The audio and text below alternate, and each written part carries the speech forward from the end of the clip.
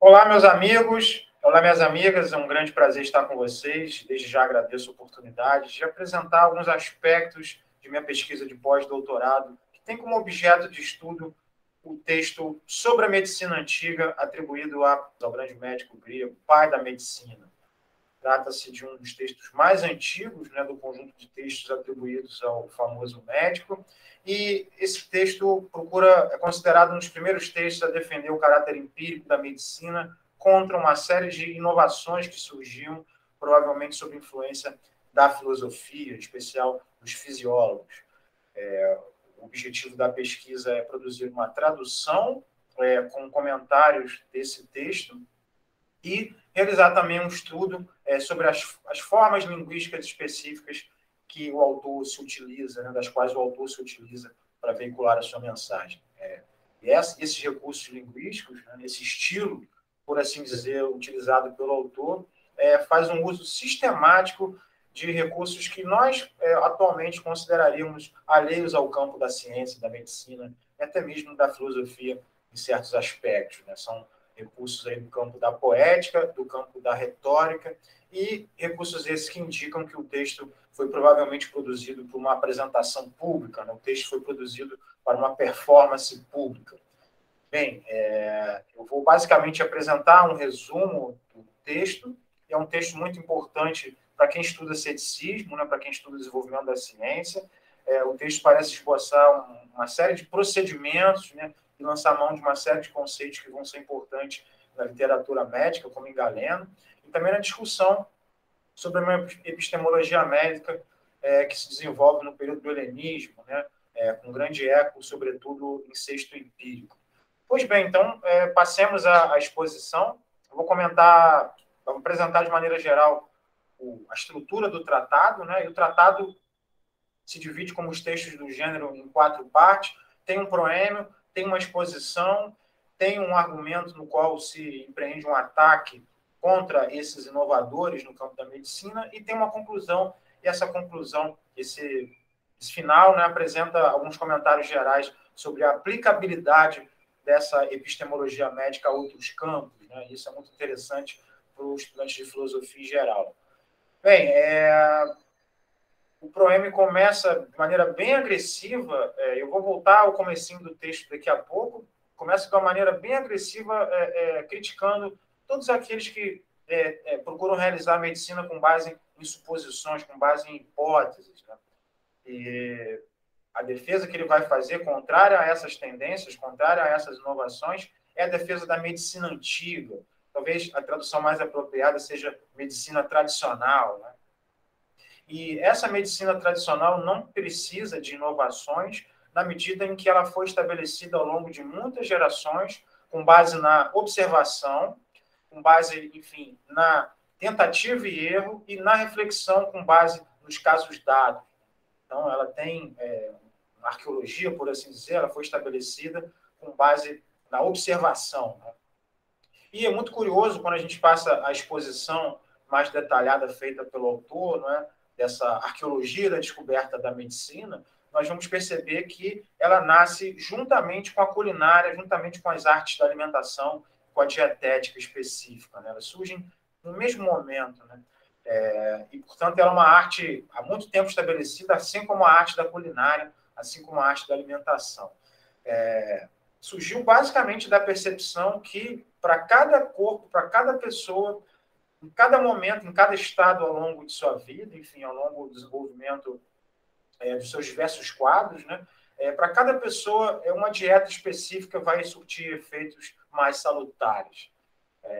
Para cada fisiologia, portanto, há uma dieta adequada, não apenas na saúde e na doença. E a medicina passou a se desenvolver a partir dessa observação e a partir de experiências que foram sendo feitas com combinações específicas de alimentos para cada caso específico, né? Seja de saúde, seja em situações normais. Né? Então, nasce, portanto, da percepção que a alimentação e a dieta tem que ser específica para cada pessoa, sobretudo para as pessoas que estão doentes. Né? Ele tece uma série de considerações sobre as constituições físicas e as necessidades dietéticas de cada pessoa, né? E termina essa parte da exposição inicial, dizendo que a medicina jamais vai obter um grau, né, total de perfeição, de eficácia, mas é o melhor que temos, e por esse método, provavelmente teremos mais eficácia do que com qualquer outro método inovador que possa surgir, que não obedeça a essa metodologia de descoberta com base na tentativa e erro e, fundamentalmente, com base na observação. Bem, quando se passa a parte do ataque propriamente dito, a parte do argumento, né, o autor afirma que a complexidade, de maneira geral, a complexidade dos corpos e das fisiologias é tão alta que essas hipóteses ilimitadas não podem dar conta do trabalho médico efetivo, né? Ele começa dizendo também que a separação entre esses supostos elementos, entre quente, frio, úmido e seco, né, jamais pode ser feita na prática dos corpos, né, só pode ser feita teoricamente, né, só pode ser feita em pensamento.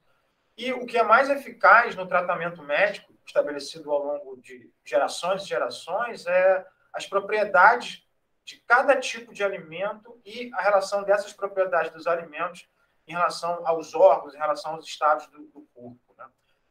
Cada tipo de alimento vai ter uma série de propriedades, se ele é salgado, se ele é amargo, se ele é doce, né?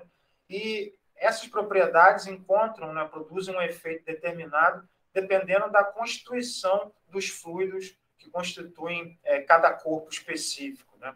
Então,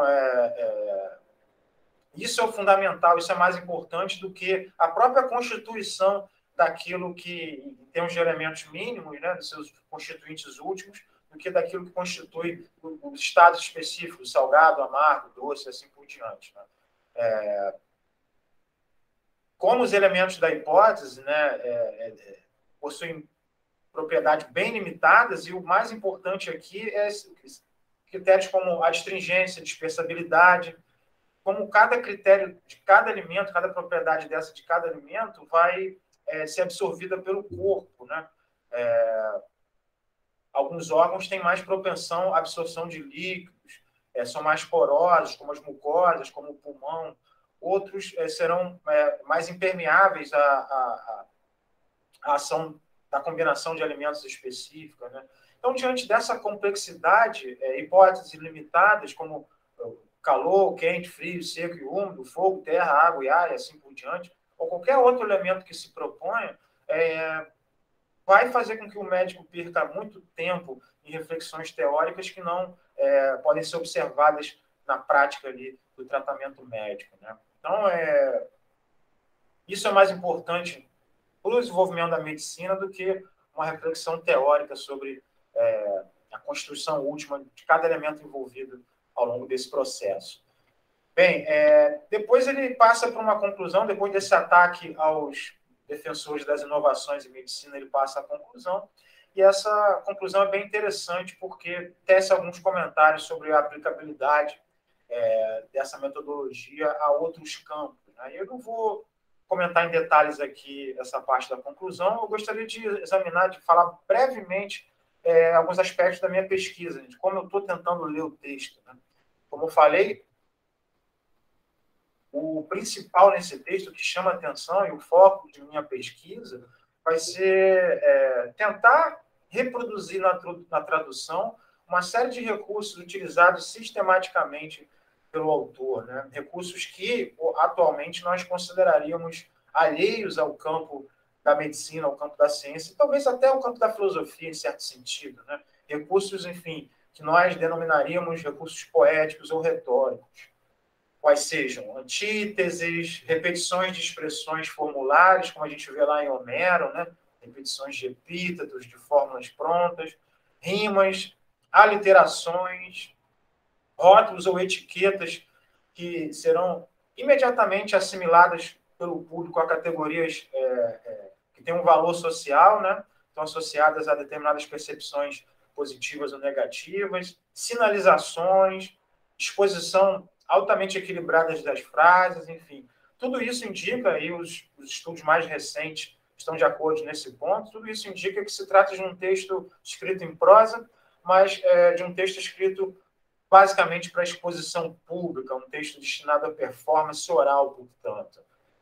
E a questão que eu pretendo resolver com a ajuda dos pesquisadores da casa e do orientador é como reproduzir isso, não apenas na tradução, mas como reproduzir, como isso pode exercer alguma influência na própria defesa desse caráter supostamente empírico da medicina tradicional, né?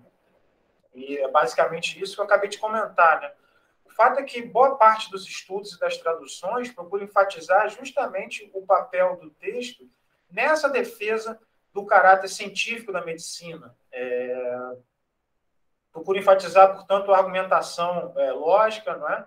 E, com isso, deixa-se de lado esses recursos poéticos, esses recursos retóricos, que dão uma riqueza incrível do ponto de vista linguístico ao texto, mas que talvez possam carregar consequências mais sérias do que a gente acredita no que diz respeito ao próprio desenvolvimento da ciência e da medicina empírica, né?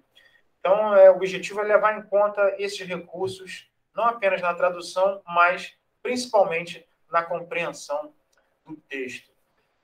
Bem, a gente pode começar tomando como um único exemplo, né, para que a gente não se estenda muito, talvez renda mais os nossos comentários e discussões ao fim da apresentação. Mas logo a primeira sentença, o primeiro capítulo, né, a primeira sentença, a primeira longa oração pode ser tomada como exemplo do procedimento que ele vai repetir a exaustão ao longo de todo o tratado, né? Logo na primeira sentença, uma oração longa, uma oração com um grande poder, que exerce um grande efeito quando pronunciada em voz alta num único fôlego, né, como provavelmente ela deve ter sido anunciada.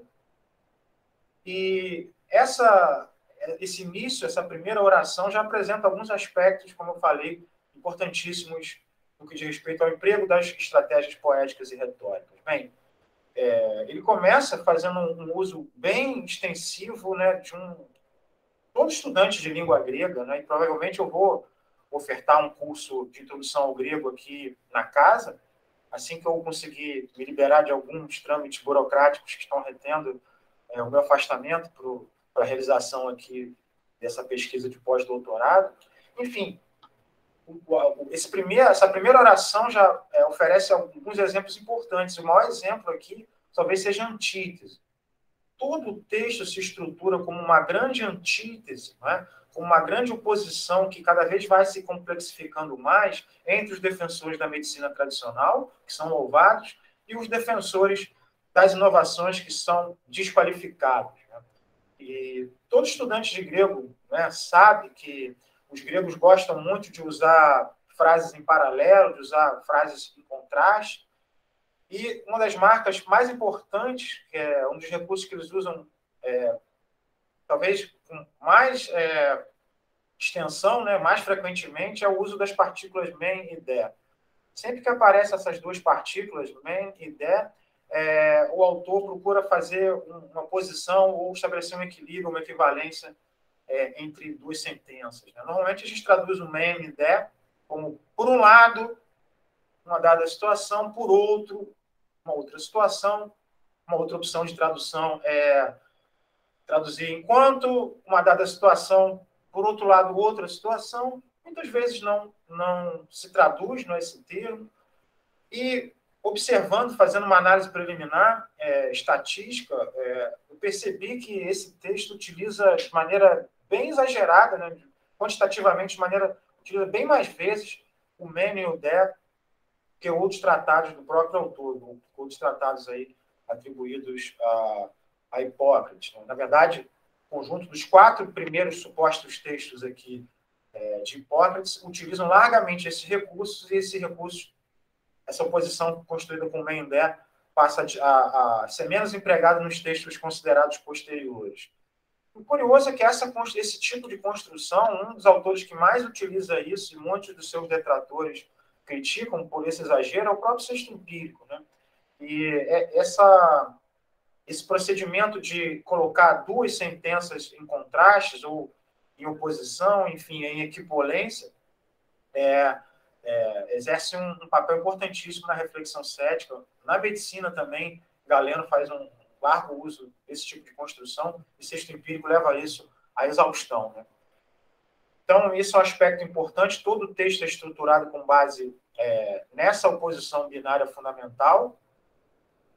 E aqui há outros aspectos importantes que ele repete muito, né? Ele sempre menciona, né? Todos aqueles que procuraram falar, leguem ou escrever, grafem, né, sobre a medicina, ele sempre menciona falar ou escrever, e em alguns momentos ele menciona apenas falar. Todos aqueles que falaram, indicando talvez também uma ênfase na oralidade, uma ênfase nos contextos públicos de enunciação de textos que veiculavam conhecimento, né?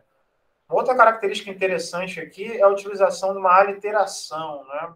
Quando ele fala hipótesem, autoi, autois, hipothemenoi, to logo. Bem, não estou satisfeito com a minha tentativa de tradução, mas a gente percebe aqui uma aliteração, né? Na estrutura A, B, B, A. É uma aliteração, uma rima interna aqui. Não estou satisfeito, eu repito, mas hipotetizaram hipóteses para a sua própria explicação. Todos aqueles que procuraram falar ou escrever sobre a medicina, supondo suposições para suas explicações, ele usa em vários outros momentos esse recurso, essas aliterações, talvez como uma tentativa de sugerir ao público que o seu oponente, não é? Os defensores das inovações em medicina, talvez se embaraçam, talvez se confundam com as suas próprias palavras, com a sua própria retórica, né? Como esse jogo de palavras aqui, como essa aliteração parece sugerir, né? Ele faz isso em vários outros momentos. O interessante é que, ao longo dessa oposição que estrutura todo o texto, tudo que está associado aos defensores da medicina tradicional é glorificado, é louvável, é caracterizado com termos altamente positivos, e, por outro lado, tudo que é associado aos defensores das inovações é caracterizado de maneira negativa, de maneira reprovável.